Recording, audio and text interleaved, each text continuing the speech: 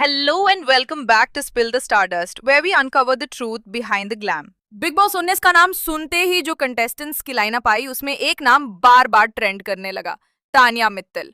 लेकिन उसके साथ एक पजल भी था। क्या तानिया एक जेन्युइन स्ट्रगलर है जो क्लेफ लिप जैसी बड़ी चैलेंज के साथ अपनी जिंदगी जीती रही, या फिर एक carefully crafted boss lady image के पीछे छुपी एक एम्बिशियस पीआर पर्सनालिटी? तानिया के लिए दोनों चीजें सही भी है और गलत भी। उसकी कहानी एकदम ब्लैक एंड व्हाइट नहीं है।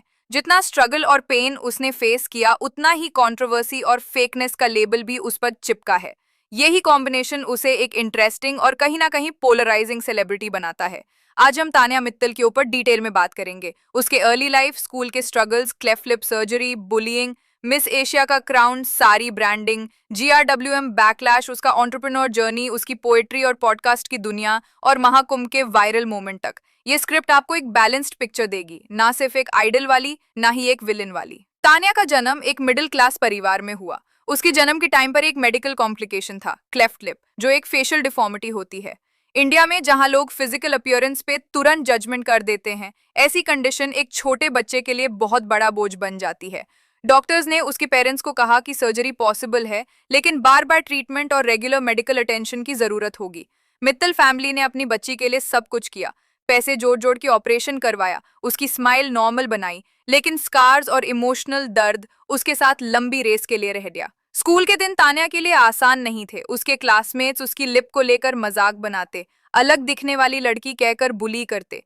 हर रोज क्लास के कॉर्नर में बैठना, अपनी आवाज दबा लेना और ज्यादा दोस्त ना बनाना उसके लिए एक शील्ड बन गया था। स्कूल लाइफ में तानिया को बार बार ये महसूस होता था कि वो दूसरे बच्चों जैसी नहीं है। स्पोर्ट्स में ज्यादा चांस नहीं मिलता, स्टेज परफॉर्मेंस में टीचर हमेशा सेफ कॉर्नर रोल दे देते। जब बाकी लड़कियां डांस या फैंसी ड्रेस में स्टेज पे सेंटर बन जाती, तानिया को कभी लाइटिंग के पीछे या साइड पे खड़ा कर दिया जाता।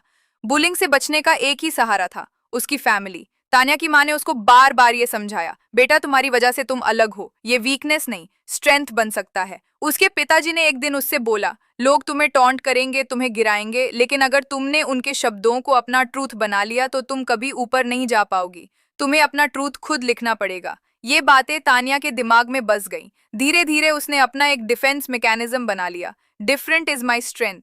जहां लोग उसकी तारीफ करते, वहां वो शुक्रिया बोलती। जहां लोग उसकी इंसल्ट करते, वहां वो स्माइल करके इग्नोर करती। ये शील्ड उसकी पर्सनैलिटी का एक परमानेंट हिस्सा बन गया। टीनेज के टाइम पर तानिया को एक रियलाइजेशन हुआ। उसे डिसाइड किया कि वो अपने अलग दिखने को एक यूएसपी बनाएगी। अपने स्कार्स को कवर करने की बजाय वो अपनी स्टोरी ओपनली बताने लगी। स्कूल और कॉलोनी के इवेंट्स में उसने स्टेज पर अपनी स्पीच शुरू करना स्टार्ट किया, अपनी क्लेफ लिप की कहानी से। पहले लोग शॉक होते, फिर क्लैप करते। धीरे धीरे तानिया को समझ आया कि जो चीज लोग वीकनेस समझते हैं, उसी को वो इंस्पिरेशन बना सकती है। यही वो फेस था जहां से तानिया की सेल्फ ब्रांडिंग जर्नी स्टार्ट हुई। उसे डिसाइड किया कि चाहे मॉडलिंग हो, पैजेंट्स हो या सोशल मीडिया, वो अपनी इंडिविजुअलिटी को सबसे ऊपर रखेगी। कॉलेज के टाइम पर तानिया ने अपने आप को पैजेंट्स की दुनिया में पुश करना स्टार्ट किया। ब्यूटी पैजेंट्स इंडिया में हमेशा एक ग्लैमरस और कंट्रोवर्शियल दुनिया रही है, जहां सिलेक्शन और रिजेक्शन दोनों ही चीजें हाई प्रेशर में होती हैं। तान्या ने अपने लिए एक नया रूट निकाला। वो अपने कपड़ों और इमेज को साड़ी के साथ शोकेस करती थी।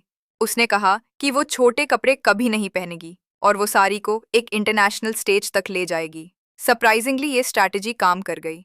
जब बाकी कंटेस्टेंट्स मॉडर्न गाउन्स और वेस्टर्न ड्रेसेस में आए, तान्या एक सिल्क साड़ी पहनकर कॉन्फिडेंटली स्टेज पे खड़ी हो गई। ये एक कॉन्ट्रास्टिंग इमेज थी जो जजेस के लिए यादगार बन गई। 2018-19 के आसपास तान्या ने एक international pageant miss Asia title जीत लिया। उस मोमेंट को उसने लाइफ चेंजिंग बताया। क्राउन सिर्फ एक हेडगेयर नहीं था, बल्कि एक वैलिडेशन था कि जो लड़की स्कूल में बुलिंग फेस करती थी, अब उसी लड़की को पूरे एशिया में ब्यूटी विद पर्पस के टाइटल से पहचाना जा रहा है। मिस एशिया के बाद तान्या का फोकस क्लियर हो गया, सारी एज हर ब्रांड आइडेंटिटी। उसने हर इंटरव्यू में ये बात दोहराई कि मैं कभी शॉर्ट ड्रेसेस नहीं पहनती, साड़ी मेरी पहचान है। जो कुछ भी मैंने अचीव किया, अपनी साड़ी के दम पे किया। इस स्टेटमेंट ने उसको एक संस्कारी बट मॉडर्न इमेज दी। लेकिन यही स्टेटमेंट कंट्रोवर्सी का सोर्स भी बन गई। सोशल मीडिया पे लोग कहने लगे कि वो अननेसेसरीली अपने कपड़ों को इशू बना रही है। सक्सेस कपड़ों से नहीं, टैलेंट से आता है, नेटिजन्स ने कमेंट किया। पैजेंट के बाद तान्या ने अपना यूट्यूब और इंस्टाग्राम प्रेजेंस बिल्ड करना स्टार्ट किया। उसने गेट रेडी विद मी यानी GRWM वीडियोस बनाना शुरू किया। पर प्रॉब्लम ये थी कि उन वीडियोस में वो इतना हाईलाइट करती थी कि वो बॉडी शो टाइप कंटेंट लगने लगा। ऑडियंस ने तुरंत कॉन्ट्रास्ट निकाल लिया। एक तरफ वो इंटरव्यूज में कहती थी, मैं कभी छोटे कपड़े नहीं पहनती। दूसरी तरफ उसके GRWM रील्स में डीप नेक ब्लाउजेस शोकेस करती थी। रिजल्ट? बैकलैश।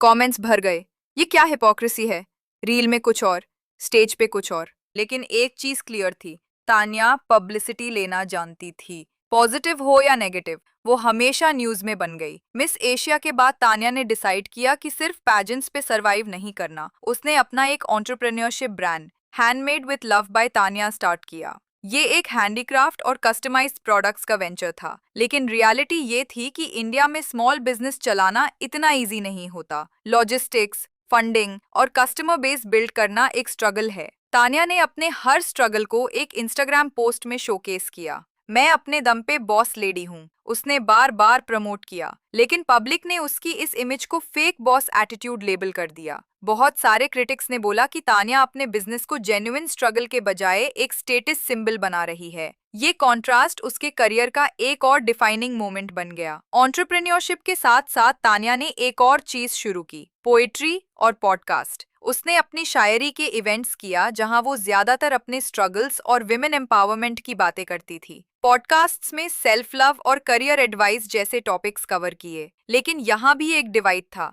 कुछ लोग बोलते कि तान्या जेन्युइनली अपने एक्सपीरियंसेस शेयर कर रही है, दूसरे बोलते कि ये सिर्फ एक सेल्फ प्रमोशन टूल है। पब्लिक रिएक्शन मिक्स था, लेकिन एक चीज क्लियर हो गई, तान्या छोटी चीजें भी बड़ी हेडलाइन बनाने की आर्ट जानती थी।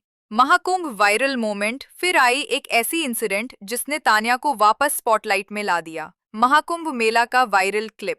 रिपोर्ट्स के हिसाब से तान्या के साथ जो बॉडीगार्ड था उसने भीड़ में 2-3 लोगों की जान बचाई। वीडियो वायरल हो गया जहां लोग तान्या को सही जगह सही वक्त पे मौजूद सेलिब्रिटी कहकर हाईलाइट करने लगे। पर जैसे ही हाइप बढ़ा वैसे ही डाउट्स भी आए। कुछ नेटिजन्स ने बोला कि ये एक PR स्टंट था, कि इंटेंशनली कैमरा रेडी था और बॉडीगार्ड के हीरोइक एक्ट को तान्या की ब्रांडिंग के लिए शोकेस किया गया। चाहे सच हो या स्टंट, तान्या एक बार फिर से न्यूज का सेंटर बन गई। Get ready with me videos में ज्यादा बॉडी शो और लग्जरी फ्लॉन्ट। फैंस कंफ्यूज हो गए, संस्कारी फैमिली का लड़की या over exposing influencer. Big boss में भी बोला, सब मुझे बॉस बुलाते हैं, एक फोर्स्ड इमेज बिल्ड करने की कोशिश। बिग बॉस 19 एंट्री के वक्त ही डायलॉग्स कहा, 800 साड़ीज लाए हूँ, सब मुझे बॉस बुलाते हैं। ज्वेलरी, वैनिटी और ओवर कॉन्फिडेंस क्लियरली दिखा। हाउस के अंदर दूसरे कंटेस्टेंट्स के साथ अननेसेसरी क्लैशेस, अपनी फेक संस्कारी इमेज को मेंटेन करने की कोशिश। लेकिन पास्ट GRWM वीडियोस और बॉडी शो क्लिप्स एक्सपोज कर गए। ऑडियंस का रिएक्शन, मीम्स फ्लड हो गए, बॉस बुलवाने का ऑब्सेशन ट्रेंड कर गया। आपको कैसा लगा तान्या मित्तल? फेक और रियल कमेंट्स में लिखिए। Thank you for watching Spill the Stardust. मिलते हैं अगले वीडियो में, तब तक के लिए bye bye and take care.